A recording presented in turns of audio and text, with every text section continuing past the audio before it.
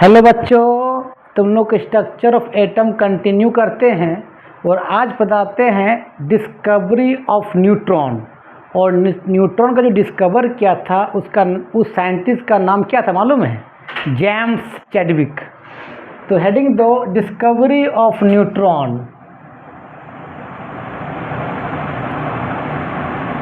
Discovery of neutron किसने किया था बताओ? By James Chadwick.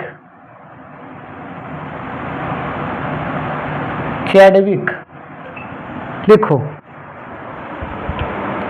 अच्छा, एक चीज़ बताते हैं तुमको। यहाँ पर तुमको मालूम है कि हाइड्रोजन होता है जिसका एटॉमिक नंबर 1 होता है, मास नंबर 1 होता है। अगर कोई न्यूट्रल एटम होता है ना तो एटॉमिक नंबर डिनोट करते हैं जेड। अभी बताएंगे हम।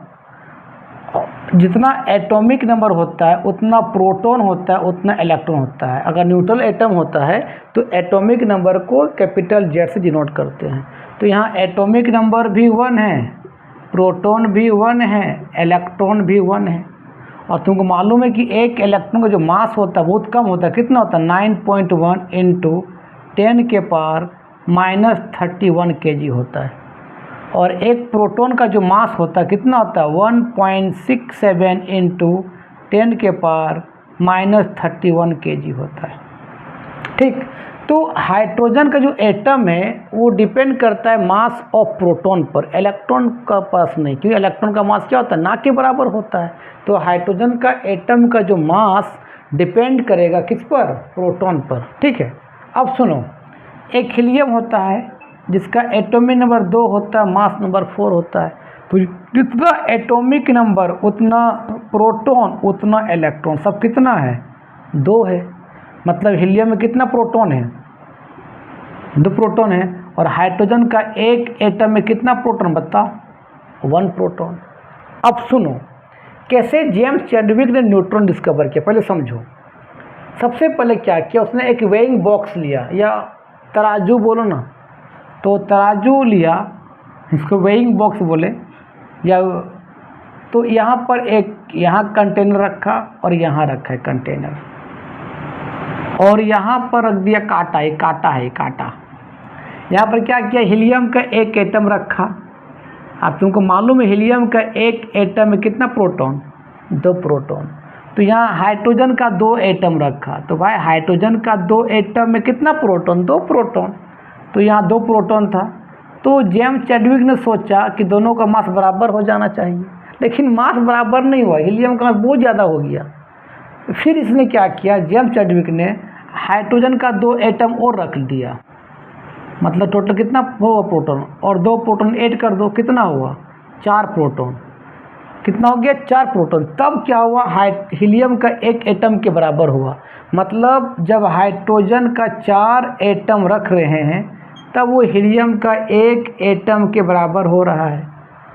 तो जेम्स चैडविक ने बोला कि भाई इसका मतलब एटम के अंदर जो न्यूक्लियस है वहाँ पर प्रोटॉन नहीं है, और एक तरह का पार्टिकल है जिसका मास प्रोटॉन के मास के बराबर है।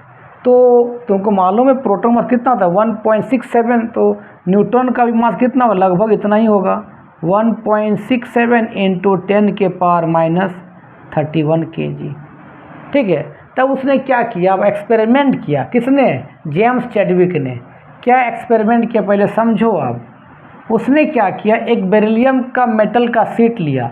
तो भाई अगर बेरिलियम का मेटल का शीट है तो उसमें क्या होगा? बहुत सा बेरिलियम का एटम होगा। और ये बेरिलियम का शीट था मेटल का, जिसका एटॉमिक नंबर 4 मास नंबर 9 होता है। और इसको क्या किया? अल्फ़ा रे से स्ट्राइक किया, अल्फ़ा रे से टकराया। और यहाँ पर 2 प्लेट रखा, नेगेटिव प्लेट और पॉजिटिव प्लेट। और दोनों प्लेट को जिंक सल्फाइड से पेंट कर दिया। तुमको मालूम है जिंक सल्फाइड क्या? एक फ्लोरोसेंट मटेरियल है कि उस पर अगर रेडिएशन पड़े तो वो रेडिएशन क्या कर दे? तुरंत क्या कर? रिफ्लेक्ट कर दे। उसको बोलते हैं फ्लोरोसेंट। ठीक है। तो जैसे ही अल्फा रे यहाँ टकराया इस बेरिलियम मेटल के शीट में, तो यहाँ से एक देखा कि एक पार्टिकल निकल रहा है, एक रेडिएशन निकल रहा है, लेकिन वो रेडिएशन ना नेगेटिव की ओर बेंड, ना पॉजिटिव की ओर बेंड किया, ना नेगेटिव की ओर बेंड किया, ना ये चमक रहा था ना ये चमक रहा था, ये सीधा निकल गया विदाउट एनी डिफ्लेक्टर, मतलब इसमें कोई चार्ज नहीं है, मतलब इस पर न्यूट्रल है वो, और न्यूट्रल चार्ज है। और बाद में इसी का नाम क्या दिया हुआ था, इसी पार्टिकल का नाम बाद में क्या दिया, न्यूट्रॉन। ठीक है, और यहाँ पर रखा एक वैक्स सॉलिड, ध्यान देना, वैक्स सॉलिड, ये वैक्स सॉलिड है, और यहाँ पर फिर रखा नेगेटिव प्लेट और क्या पॉजिटिव प्लेट, और दोनों को जिंक सल्फाइड से क्या कर दिया, कोटिंग कर दिया।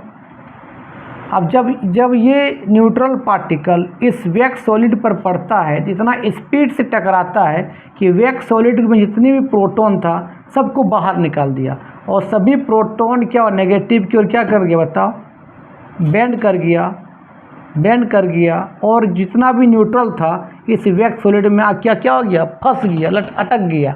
तो इसी पार्टिकल का नाम क्या दिया, न्यूट्रॉन दिया। कहाँ से निकला होगा, बेरिलियम का मेटल के एटम से निकला होगा। इस तरह से क्या किया, न्यूट्रॉन का डिस्कवर कर लिया। किसने किया था, जेम्स चैडविक ने।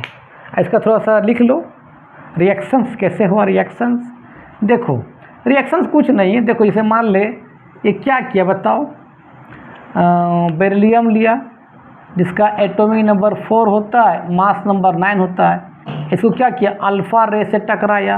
तो भाई अल्फ़ा रेज को लिखते इस तरह लिखते हैं, हीलियम 2 4 और +2 चार्ज, मतलब अल्फ़ा रेज में जो होता है 2 यूनिट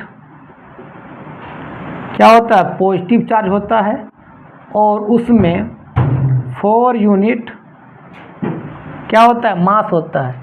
और हीलियम में आपका, हीलियम में भी क्या होता है, एटॉमिक नंबर 2 होता है, मास नंबर 4 होता है। इसीलिए अल्फ़ा रेज को हीलियम के एटम जैसा लिखते हैं। अल्फ़ा रेज हीलियम एटम नहीं है, लेकिन हीलियम जैसा होता है इसलिए लिखते हैं इस तरह से।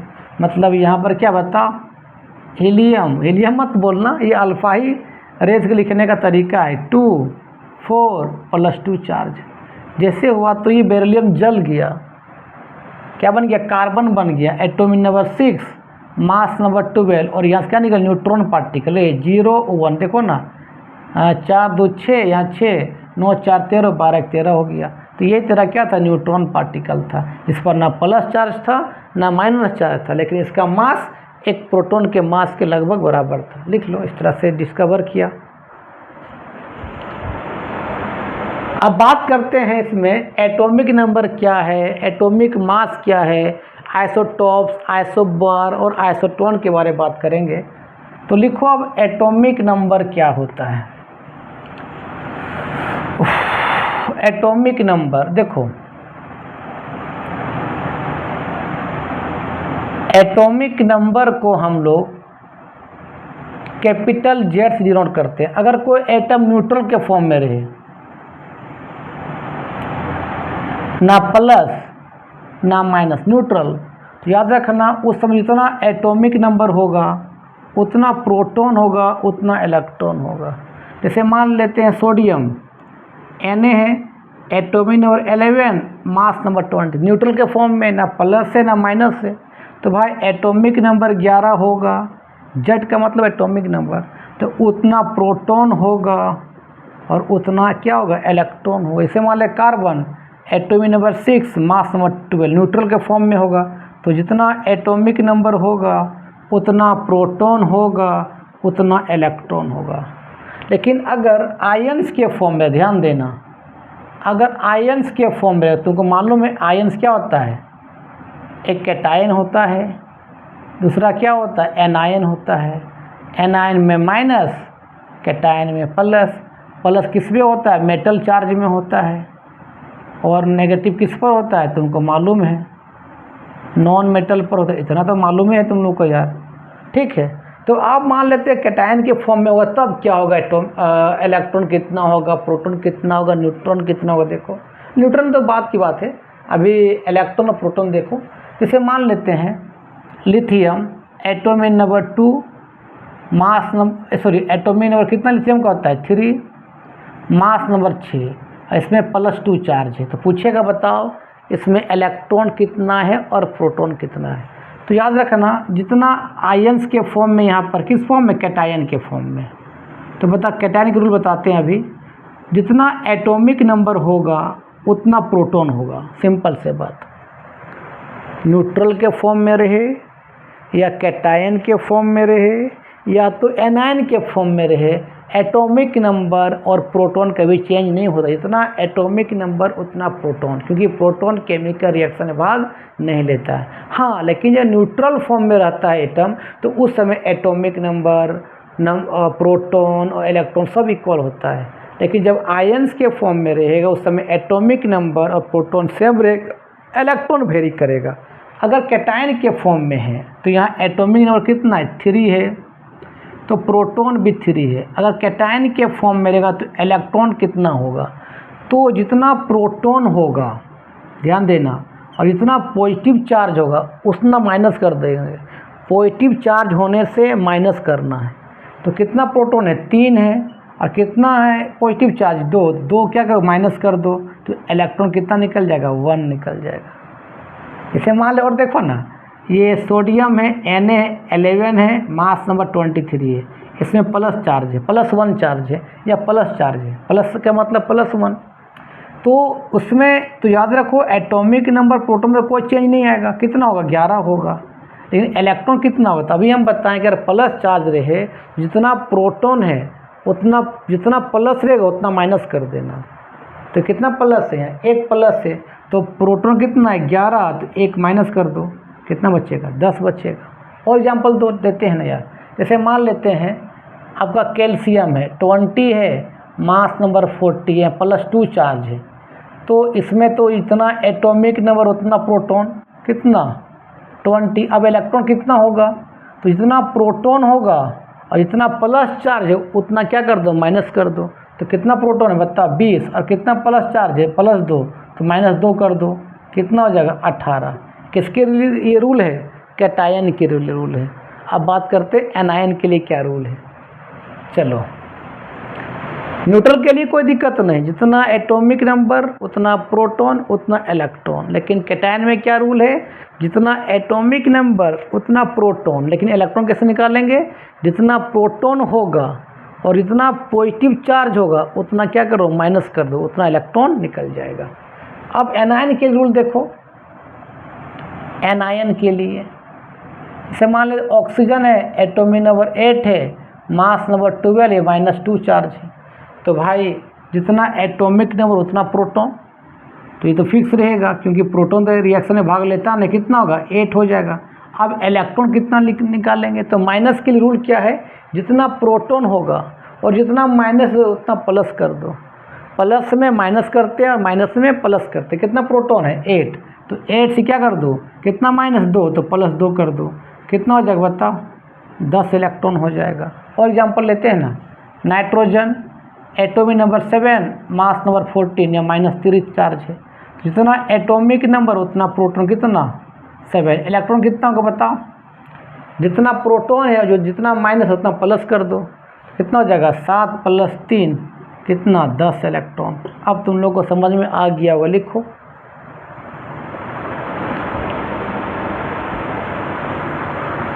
तो ये समझ में आ गया एटॉमिक नंबर। अब बात करते हैं एटॉमिक मास नंबर। तो एटॉमिक मास जो होता है, एटॉमिक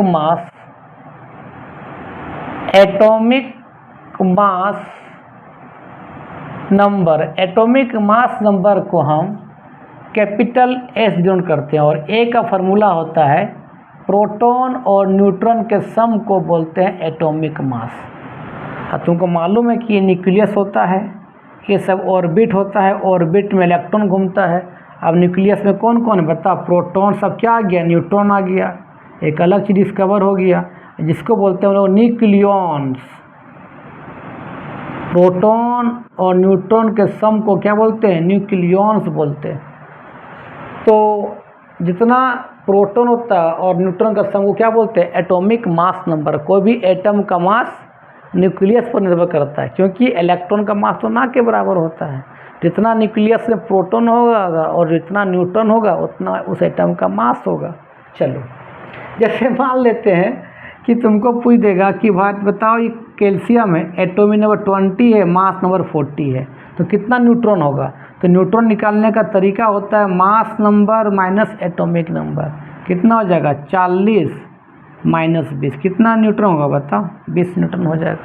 अगर मान ले कोई पूछेगा आपका beryllium atomic number 4 mass number 9, बता न्यूट्रॉन कैसे निकालेंगे। तो mass number minus atomic number, कितना 9 माइनस 4, कितना हो जाएगा 5 हो जाएगा। जैसे मान लेते carbon atomic number 6 mass number 12, बोलेगा निकाल न्यूट्रॉन, कैसे निकालेंगे, मास नंबर मतलब कितना 12 माइनस 6, कितना न्यूट्रॉन बताओ 6 हो जाएगा। निकाल सकता है न्यूट्रॉन ना, लिख लो, इसी बोलते हैं एटॉमिक मास नंबर। जैसे एक रेडियो एक्टिव एलिमेंट लिए थोरियम, तुमको मालूम है कि 80 के बाद जितने भी एटम होते सब रेडियो एक्टिव एलिमेंट होते हैं, उससे अल्फ़ा बीटा गामा बाहर निकलता है।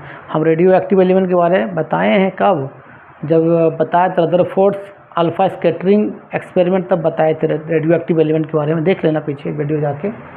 Thorium atomic number 90 mass number 231, बोलेगा न्यूट्रॉन निकालो, कैसे निकालेंगे, mass number minus atomic number, ये क्या निकल जाएगा उतना न्यूट्रॉन निकल जाएगा। अब तुम लोग को समझ में आ गया होगा, लिख लो, थोड़ा इंक भर लेते हैं।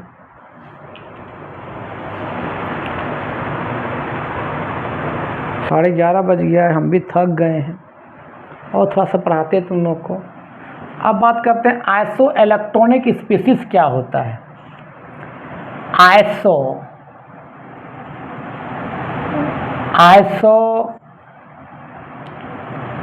इलेक्ट्रॉनिक स्पीसीज, तुमको मालूम है आइसो का मतलब होता है सेम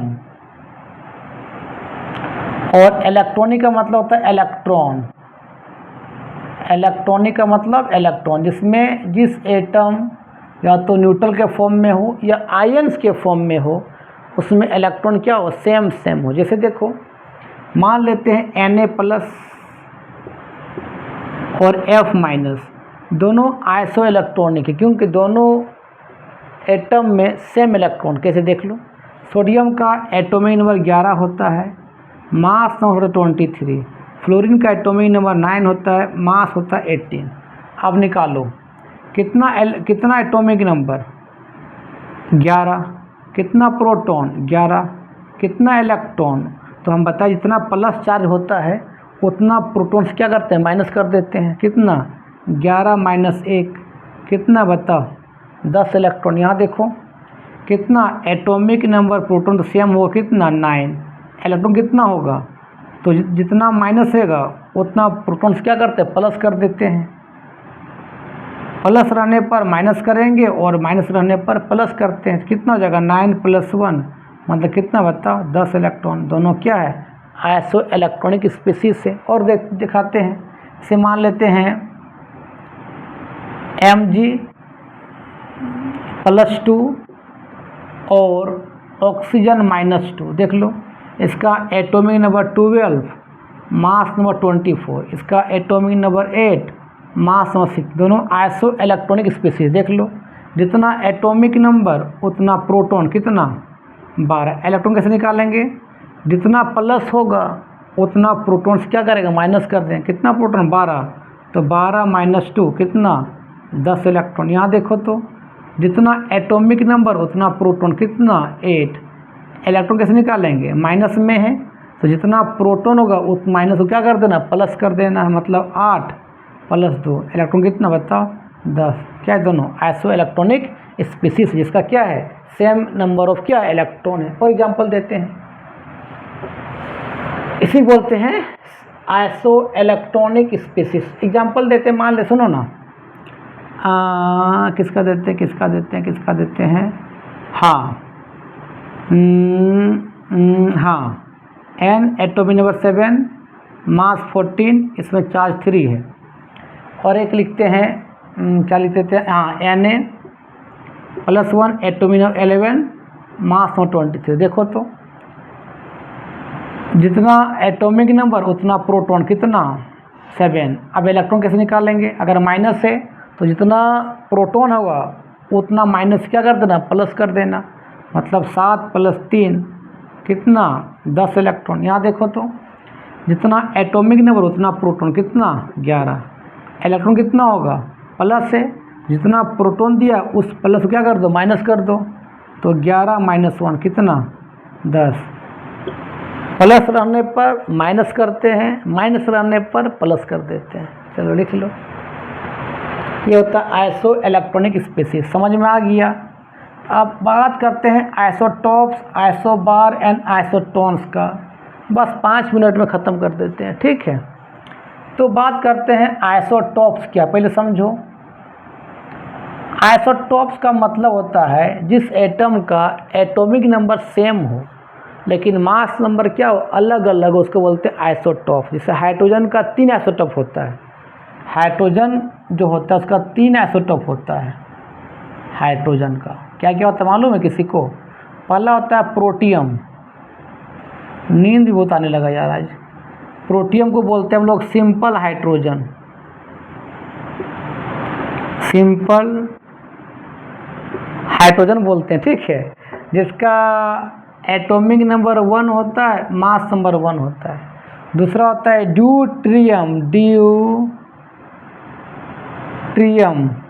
थोड़ा स्पेलिंग देख लेना इसका, ड्यूट्रियम का, ड्यूट्रियम। इसको लिखते हैं एटॉमिक नंबर 1 मास नंबर 2। इसको ऐसे भी लिख सकते हैं, एटॉमिक नंबर 1 मास नंबर 2। एक होता है ट्रीटियम, ट्रीटियम, ट्रीटियम, कैसे लिखते हैं, T atomic number 1 mass number 3। इसको ऐसे भी लिख सकते हैं हम लोग, एटॉमिक नंबर 1 मास नंबर 3। तो जिसका एटॉमिक नंबर सेम हो, मास नंबर अलग अलग हो, तो इसमें कितना होगा, न्यूट्रॉन कैसे निकालते हैं, mass number minus atomic number, तो 1 - 1 कितना 0 न्यूट्रॉन। इसमें देखो तो कैसे निकालते हैं, neutron mass number minus atomic number, 2 - 1 कितना 1। इसको निकालो तो mass number minus atomic number, 3 - 1 कितना 2। तो सब में क्या है, न्यूट्रॉन क्या है, अलग अलग है।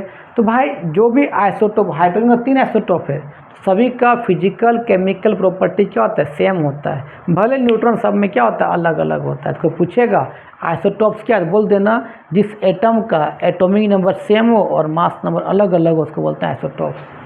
हाइड्रोजन का 3 isotope, protium, deuterium and tritium. और कार्बन का भी होता है, कार्बन का भी 3 आइसोटोप होता है। कौन कौन मालूम है, C6 12, C6 13, C6 14। सबका निकालो न्यूट्रॉन। कैसे निकालते हैं, mass number minus atomic number, 12 - 6, 6 निकल गया। इसे निकालो, 13 - 6 कितना निकल गया, 7 निकल गया। ये कितना निकालोगे, 14 - 6 कितना निकल जाएगा बताओ, 8 निकल जाएगा। सब में न्यूट्रॉन क्या है, अलग अलग, मतलब न्यूट्रॉन क्या हो रहा है बताओ, बढ़ रहा है। मास बढ़ रहा है तो न्यूट्रॉन भी क्या हो रहा है, बढ़ रहा है। मतलब मास बढ़ रहा है तो उसमें न्यूट्रॉन भी क्या हो रहा है बताओ, बढ़ रहा है। उसी को बोलते हैं क्या, आइसोटॉप्स। और सबका फिजिकल केमिकल प्रॉपर्टीज क्या होगा, सेम होगा, लेकिन न्यूट्रॉन क्या सबका अलग अलग है। देख लो इसका 6 7 8। अब एक आता है आइसोबार क्या है। तुरंत वीडियो ख़त्म करते हैं, मन नहीं कर रहा पढ़ाने का, थक गए हैं, स्कूल से आए ना इसीलिए थक गए। आइसोबार्स, आइसोबार का मतलब होता है जिस एटम का एटॉमिक नंबर अलग अलग हो लेकिन मास नंबर सेम हो। एटॉमिक नंबर अलग अलग हो और मास नंबर सेम हो, आइसोटॉप का जस्ट उल्टा isobar. For example argon, potassium, calcium, atomic number 18, mass number 14, atomic number 19, mass number 14, atomic number 12, mass number 14, atomic number अलग अलग, मास नंबर सेम। सबका निकालो न्यूट्रॉन तुम लोग। कैसे निकालते हैं, mass number minus atomic number निकाल लो। सर कितना बताओ, 40 - 18 कितना है बता तो, 40 में 18 कितना बचेगा, 22 बचेगा। या निकालो तो 40 - 19 कितना बचेगा 21 बचेगा, या निकालो 40 माइनस 20 कितना निकलेगा 20 निकलेगा। तो इसको बोलते हैं आइसोबार, जिसका एटॉमिक नंबर डिफरेंट हो और मास नंबर क्या हो सेम हो, उसको बोलते हैं आइसोबार। और आइसोटॉप जिसका एटॉमिक नंबर सेम हो, मास नंबर क्या हो अलग अलग, एक दूसरे का रेसिप्रोकल है। कौन? Isotopes and isobars. मतलब आइसोटॉप रेसिप्रोकल क्या है बताओ? आइसोबार का। इसमें क्या होता है बताओ? इसमें एटॉमिक नंबर सेम होता है, एटॉमिक नंबर जेड सेम रहता है, और मास नंबर का मतलब ए क्या रहता है? डिफरेंट रहता है। और यहाँ आइसोबार में क्या होता है? एटॉमिक नंबर क्या रहता है? डिफरेंट रहता है, लेकिन मास नंबर क्या होता है? सेम होता है। तो उल्टा नहीं एक दूसरे का, लिख लो। अब एक होता है आइसोटोन्स, ठीक है। और वीडियो यहीं समाप्त करते हैं। समझ गया? हम आ गया, हम बहुत थक गए हैं, एकदम नींद आ रहा है, तुम लोग पढ़ा रहे हो नींद आ रहा है। आइसोटोन्स का मतलब होता है जिसमें एटॉमिक नंबर भी अलग रहे, मास नंबर भी अलग रहे, लेकिन न्यूट्रॉन सेम रहेगा इसमें। मतलब इसमें क्या रहे? एटॉमिक नंबर भी क्या रहे? डिफर रहे, अलग रहे। मास नंबर भी क्या रहे? डिफर रहे, अलग रहे। लेकिन न्यूट्रॉन क्या रहे बता? सेम रहे। मास नंबर को कैपिटल एस डिनोट करते हैं, एटॉमिक नंबर को कैपिटल जेड से डिनोट करते हैं। और न्यूट्रॉन क्या रहे? सेम रहे। तो क्या बोलते हैं? आइसोटोन। एग्जाम्पल तुम लोग देखो, एक फास्फोरस देख लो, phosphorus atomic number 15, mass number 31। एक होता है silicon Si, atomic number 40, mass number 30। देखो तो एटॉमिक नंबर भी अलग, मास नंबर भी अलग, लेकिन देखो न्यूट्रॉन सेम आएगा। देखो तो न्यूट्रॉन कैसे निकालते हैं? Mass number minus atomic number, कितना निकल जाएगा? 16। या निकालो मास नंबर 30 माइनस एटॉमिक नंबर, यहाँ पे कितना निकलेगा बता? 16। तो न्यूट्रॉन क्या है? सेम है, लेकिन एटॉमिक नंबर मास नंबर क्या है? अलग, उसको बोलते हैं आइसोटोन्स। तो आज का वीडियो यहीं समाप्त करते हैं। Bye bye.